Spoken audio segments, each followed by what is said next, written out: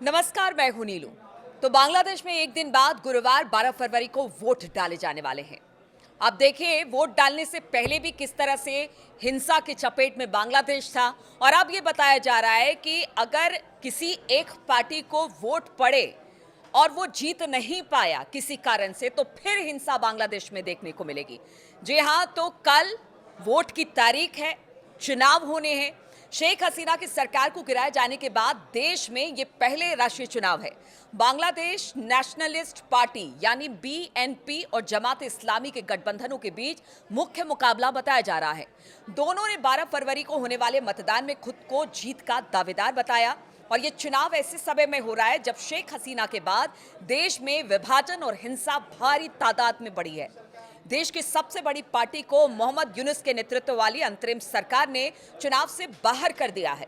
Awami league की गैर मौजूदगी के चलते बांग्लादेश में पाकिस्तान की समर्थक माने जाने वाली जमात इस्लामी पर भी सभी की नजरें हैं। बांग्लादेश के फिल्म स्टार और कला जगत की हस्तियां जमात के आने की आहट को लेकर आशंका जाहिर कर रहे हैं। अब वोटिंग शुरू होने में 24 घंटे से भी कम का समय बचा है। ऐसे में जमात इस्लामी समर्थकों द्वारा चुनावी गड़बड़ियों को लेकर शक जताया जाने लगा है। बांग्लादेश में कई लोगों को डर है कि चुनाव जीतने के लिए जमात इस्लामी किसी भी हद तक जा सकता है। हमारी स्टडी बताती है कि जमात इस्लामी ने हाल के दिनों में वोटरों का ध्यान अपनी ओर खींचा है। ये इसलिए खास है क्योंकि इसे पाकिस्तान का वफादार माना जाता है।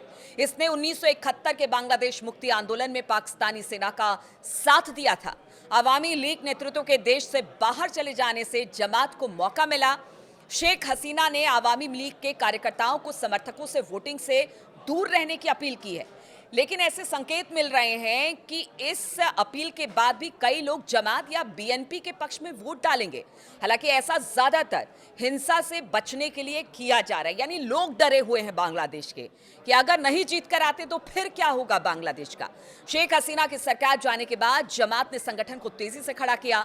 मोहम्मद यूनुस के नेतृत्व वाली अंतरिम सरकार के शासन में जमात ने अपने समर्थकों को पुलिस फोर्स, ब्यूरोक्रेसी, सेना में धकेलकर स्थिति मजबूत की है। इसने यूनुस के शासन में कट्टर इस्लामिक समर्थकों को अहम पदों पर बिठा दिया।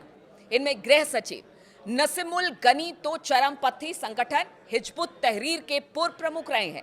वहीं मुख्य चुनाव आयुक्त एएमएम नसरुद्दीन और anti corruption commissioner Mohammad Abdul Momen कट्टर इस्लामिक विचार से जुड़े हुए हैं।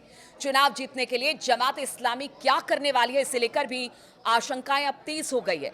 पिछले कुछ समय से पार्टी ने ढाका और दूसरी जगहों पर लाखों वोटर्स के नेशनल आइडेंटिटी कार्ड की एक बड़ी संख्या इकट्ठा की। पार्टी ने जनता को अपनी तरफ खींचने के लिए लुभावने वादों की लंबी लिस्ट तैयार की। इसने कह दिया कि पार्टी सत्ता में आई तो सरकारी दफ्तरों और कोर्ट में सभी काम बिना रिश्वत के होंगे।